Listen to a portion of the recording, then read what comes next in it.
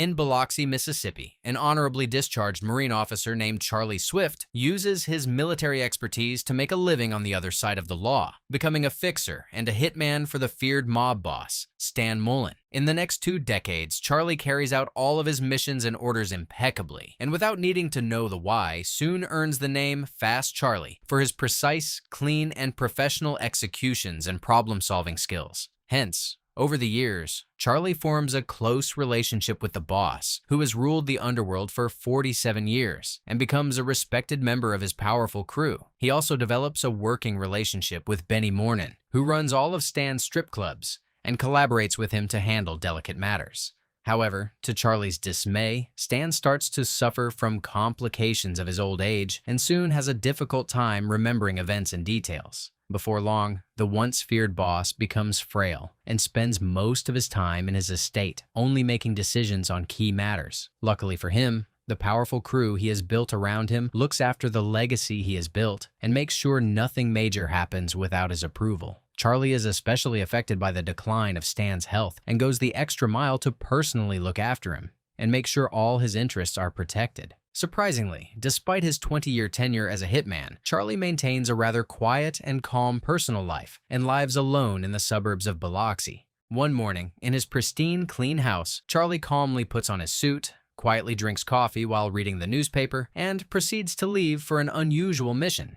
Unlike his usual lone wolf approach, this time, as per Stan's orders, Charlie is tasked with babysitting a young wannabe thug nicknamed Blade, who's assigned to kill a shady man named Rollo Kramer and deliver the body to an up-and-coming crew chief of the 9th Ward from New Orleans named Beggar Mercado. Hence, after trying to convince Stan to let him complete the task on his own to no avail, Charlie mutters to himself as he waits for Blade. And, hoping to distract himself from the young man's tardiness, he goes through the many pictures of peaceful Italian villages on his phone, dreaming of the day he gets to leave all the violence behind and begin a new life there.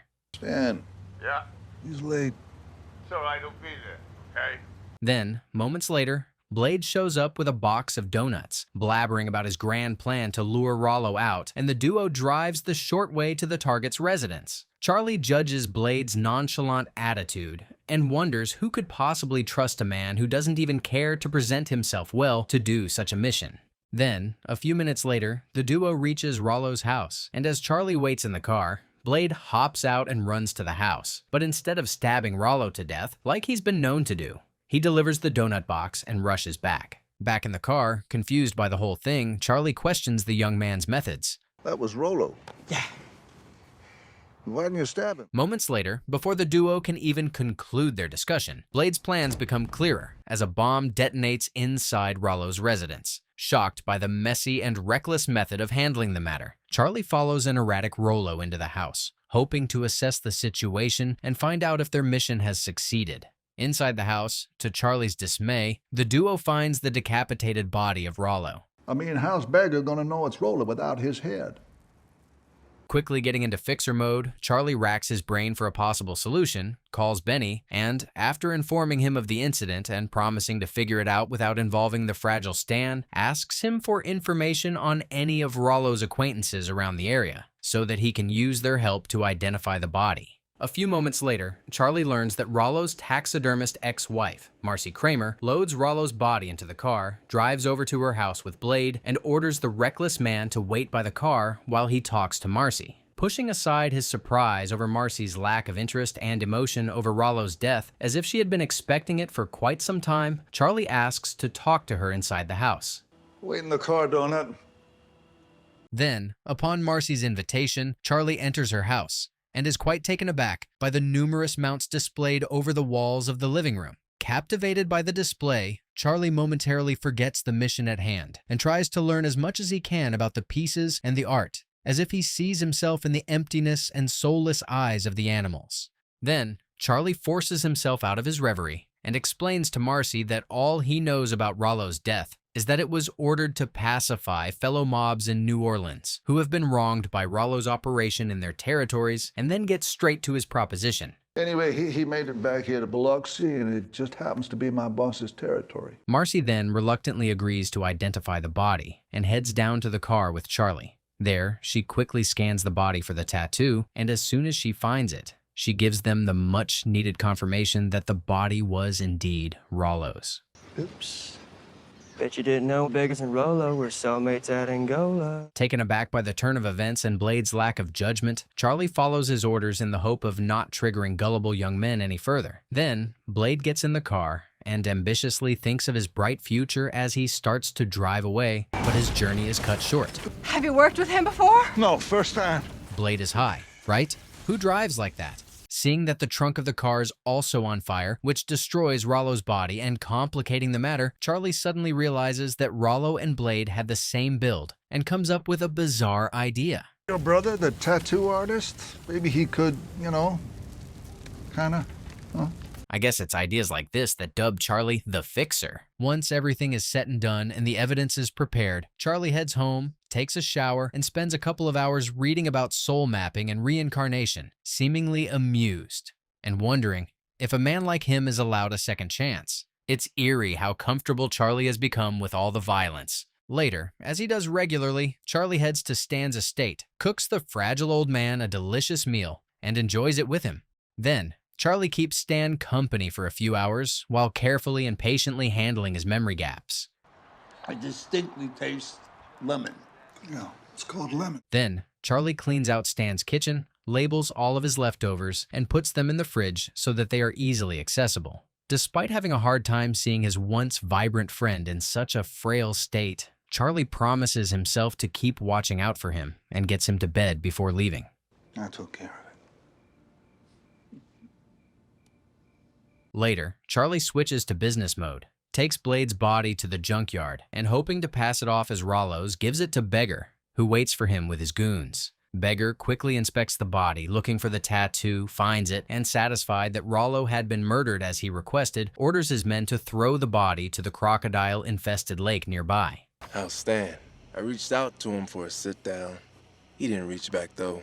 Then, after Charlie takes his payment, he honors his word and drives to Marcy's place to give her her share. On the way, Charlie reflects on how reckless the new generation of thugs are whimpers, as he predicts how dangerous it will be to pass them the reins. First time Rollo's ever contributed anything to this relationship. Thanks. Then, with the complicated matter resolved, Charlie proceeds to leave Marcy's house for good. But before doubt takes over and stops him, he asks Marcy to join him for a meal as a celebration of their recent success in handling a complex matter. Intrigued, Marcy accepts the invitation, and the duo heads to one of Charles's favorite small Italian restaurants. There, while enjoying the delicious food, they get to know each other, and Charlie shares that he loves cooking Italian food and fell in love with Italian culture while he was stationed there with the military. Surprised by the unexpected hobby of the assassin, Marcy shares that she enjoys her profession as a taxidermist and values the opportunity it presents her to give an everlasting life to a creature that never had a fair chance at one and preserve its dignity. I want that animal to haunt his dreams. That's an intriguing profession. Later, Charlie drops Marcy off, and as he heads home, he's surprised to realize that for the first time in years, he had enjoyed another person's company more than his own. A few days later, Stan's crew, including Charlie, gathered at the estate to celebrate Stan's birthday. Everyone who is an expert at taking lives sings their hearts out as Stan cuts his cake and celebrates another year. Later, after the party, Charlie opts to stay back and clean up. Stan's loyal chauffeur, Paulie, reminds him to give Stan his nighttime medication and details that he almost sleepwalked into the pool without them the other night. Then, after everyone leaves, Charlie watches the game with Stan and keeps him company. In 20 years from now, you'll be much more disappointed at the things you didn't do then. Then, hoping to motivate Charlie to take a leap of faith into the future, Stan shares his plans of spending his retirement at his lavish new mansion in Gulf Park, away from all the chaos of his current life, surrounded by nature and peace. Touched by the beautiful dream, Charlie quietly listens to Stan and encourages him to make a transition soon. Then, after making sure that Stan's calm and in a good mood, Charlie passes on Beggar's message and asks him to consider a meeting. Annoyed by the rapid emergence of new thugs who rush to take over the city without respecting hierarchy and legacy, Stan tells Charlie to set up a meeting with Beggar, in which he promises to set the young man straight. Then, Stan strictly advises Charlie to stay away from Beggar. Later, still thinking of the nice afternoon he shared with Marcy, Charlie sends her a raccoon as a gift, and she is pleasantly surprised. Elsewhere, Charlie returns home and starts cleaning out his car and bleaching its inside to make sure no evidence of the recent body he's been dragging around town remains. Soon, a couple of men, disguised as maintenance workers, enter his house and attempt to kill him. Luckily, Charlie sees the men coming through his doorbell camera, lies in wait, and takes them out one by one. Then, Charlie frantically calls Benny to warn him about the attack, and as he speeds to the casino and arrives there, he sees Beggar's men leaving through the back door. Terrified by the implications, Charlie rushes inside and is shocked to see that all of the crew and Benny's men have been wiped out. Devastated, Charlie calls Stan and is more alarmed to find no response, and rushes there. Inside the mansion, Charlie finds all of Stan's men dead. Filled with dread, Charlie cautiously walks to Stan's bedroom and is gutted to see a body by the side of his bed. Then, as Charlie mourns his friend and employer of more than 2 decades, he goes over everything that happened and realizes that something is off. How can Stan and his powerful crew be challenged to such an extent? And how can an attack of this magnitude be carried out simultaneously and flawlessly without anyone knowing? Something doesn't feel right. Hence, hoping to get to the bottom of everything, Charlie schedules to see Benny. At the meeting, Charlie's quite taken aback by Benny's calm demeanor about the attack and soon realizes that's the least of the surprises awaiting him, as Benny refuses to sanction Beggar's murder. Reasoning, he brings in a lot of money. Before Charlie can process this, Benny boldly states that they should change their old ways of thinking and make room for new leadership. If you kill Beggar, I came here out of respect. To complete the picture, Charlie hides his disappointment in Benny and asks him why Beggar wanted Rollo dead, but fails to find an answer. Then, Charlie rushes back to his house, thinking about Benny's betrayal, revises all the little clues he had missed, and wonders if there's anyone out there worth trusting, and how long it would take before seeing the true colors of people. Charlie fails to find answers to these questions, and pushes them aside to come up with a plan. As soon as he gets home, Charlie loads up on weapons and money from his secret box and reluctantly heads to Benny's home, knowing he won't find him there. There, Benny's wife, Celine, responds to the doorbell and, just by seeing Charlie's face, realizes that something is wrong, and this is not a friendly visit. Then, forced to make a point and send a message, Charlie ties up his friend of 20 years, but is unable to even look at Celine struggling, and leaves quickly. Charlie then heads to the casino, where he finds his old associate Milt, who works as a bouncer, and learns that Beggar's men have taken over the establishment right after they declared war on the current hierarchy. Then, hoping to keep Milt out of danger, Charlie pays him off and asks him to head home early before marching into Benny's office. For an assassin, Charlie's quite caring. There, as soon as Charlie walks in, hoping to show Benny how serious he is, he shoots him in the shoulder. Charlie, Beggar said Stan was finished here. I had to make a choice for myself. Desperate, Benny finally reveals that Rollo had incriminating video evidence of Beggar that could put away the thug for a long time. Once he gets what he needs, Charlie shoots and kills Benny for breaking the honor code and biting the hand that fed him. Then, as Charlie hurries out of the casino to start looking for Beggar, he's faced with one of Beggar's enforcers, who proceeds to corner him. Luckily, Milt arrives in time and rescues him. After thanking Milt, Charlie rushes out, and as he starts surveilling a high-ranking enforcer in the Beggar squad named Tom, he receives a call from Marcy, who thanks him profusely for his gift. Then, Charlie continues his surveillance and follows the dangerous Tom to Rollo's home, where he goes to search for the evidence. Then, Charlie discreetly sneaks into the house, follows Tom's trail, and shoots and kills him as soon as he finds him. Then, Charlie goes through Tom's phone and is alarmed to learn of Beggar's plan to ambush Marcy and search her residence for the evidence. But before he can react to this and warn Marcy, he receives Beggar's call on Tom's phone, and the two men officially declare war on one another. Fast, Charlie. I am impressed. I could find out what Rollo had on you before you do. Elsewhere, two of Beggar's men wait for Marcy, and as soon as she steps out, they grab and force her back inside. Then, the men demand that Marcy give them the footage and turn her house upside down. Luckily, Marcy remains calm and uses her quick thinking to defend herself and kill one of them. However, as Marcy tries to flee, the second attacker catches up to her and tries to avenge his partner's death. Luckily, Marcy comes out on top once more and successfully defends herself while killing the criminal. Wow, that was expertly handled. Charlie arrives at Marcy's home, is impressed by Marcy's feat, and is quite relieved to see that his new friend is okay. Then, as the duo helps each other in loading the bodies into Charlie's car, Marcy shares that Rollo had contacted her recently and promised to pay her $50,000 if she helped him rent a place to lay low while he ran a shakedown scheme. Then, after hearing Charlie's plan to travel to Rollo's hometown, New Orleans, Louisiana, to search for the evidence, Marcy insists on joining him to help find both the footage and money, as such an amount will change her life. Charlie reluctantly accepts Marcy's company, and the duo first heads to the crocodile-infested lake to dump the bodies. Then, as they start their journey to New Orleans and get to know each other on the way, Marcy shares that the LSU campus in Baton Rouge had admired her work, contacted her recently, and offered her to be director of their natural history museum once she is certified, and explains the money will help her pay for the expensive certification process along with moving expense. After a few hours of driving, the duo arrives at Charlie's safe house in New Orleans, and Charlie cooks a delicious dinner, which Marcy appreciates. During dinner, Marcy boldly asks Charlie a question that's been on her mind for a while. Stan Mullen, my boss.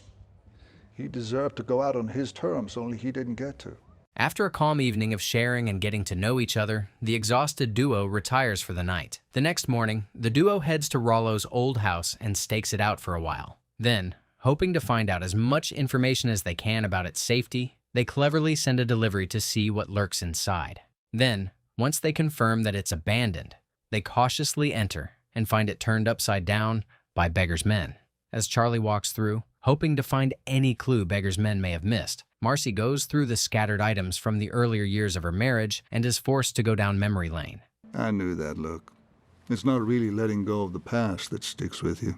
Then, after a few minutes, Charlie finds a hotel check-in letter, calls the hotel impersonating Rollo, and asks for the bill. He then heads to the hotel, hoping to find something Rollo might have left behind. Meanwhile, Marcy opts to stay behind, to go through the items and collect some of her valuables she left behind during her explosive divorce. At the hotel, Charlie searches around, but is disappointed to find nothing helpful. Then, Charlie decides to leave and proceeds to the elevator. But when it opens, he gets the shock of his life, as he's faced with Beggar's top enforcer named Lloyd, who chases him around the hotel. Then, the men exchange fire. Chaos erupts in the hotel, and the staff warns all the guests to stay in their rooms until the police arrive. Charlie avoids crowded areas and runs through the back stairs, and after escaping a couple of close calls, feeling cornered, he jumps down a laundry chute and hides. Lloyd soon reaches the laundry, and suspecting that Charlie might be hiding inside, shoots through the laundry chute and hits Charlie on the leg.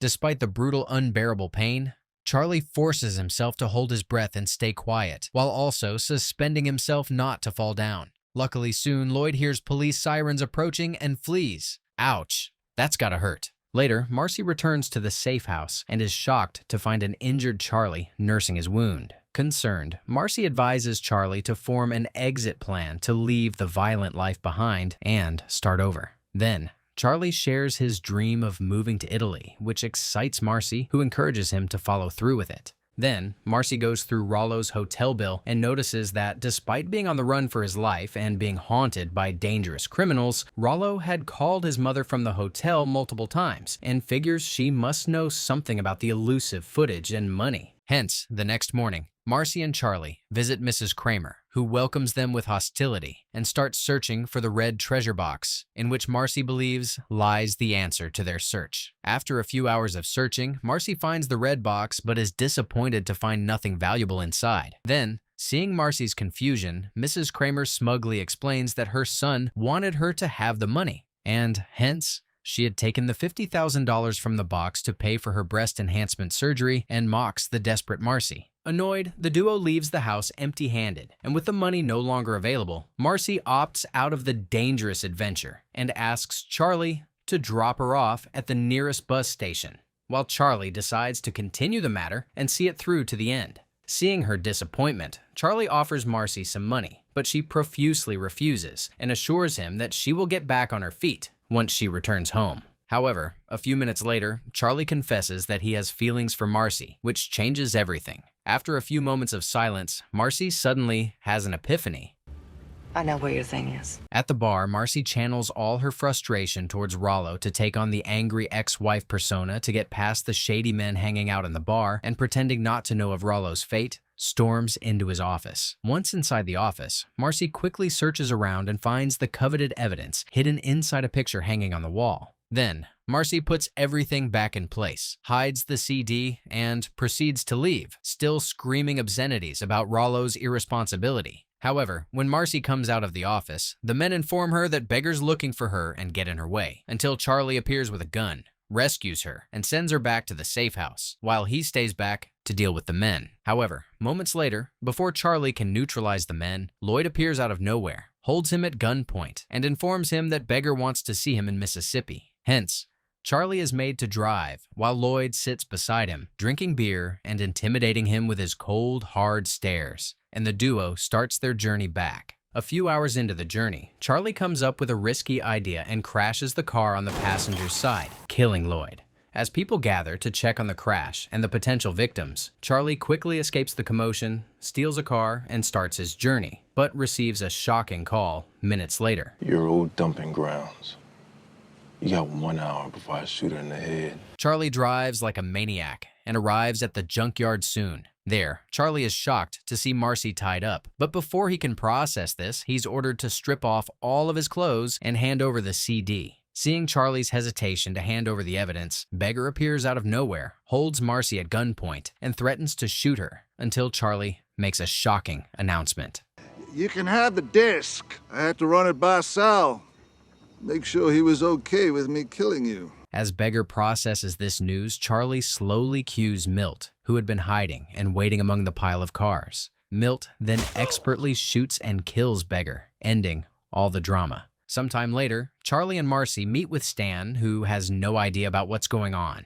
Stan, I thought you said you were the last one. And to maintain the old man's peaceful bubble, lie and tell him that all the crew members are doing well. Then, Charlie reveals that after being suspicious of Beggar's intention, he had faked Stan's death to give him a new life and identity as Mr. Green, so that he can safely enjoy his retirement in nature like he always dreamed. Later, one of Charlie's old associates, named Giselle, who is now employed by Charlie to look after Stan, comes and wheels him away, as the old man obviously asks Charlie and Marcy to visit him soon. Later, as Charlie and Marcy drive back, Charlie hands Marcy $50,000 from Stan as payment for successfully handling Beggar's situation. With fear creeping into his mind, Charlie tells Marcy that she's now free to start the life and career she had always wanted. But Marcy turns this down and offers to go to Italy with Charlie and use the money to set up their new house there, which excites Charlie to no end.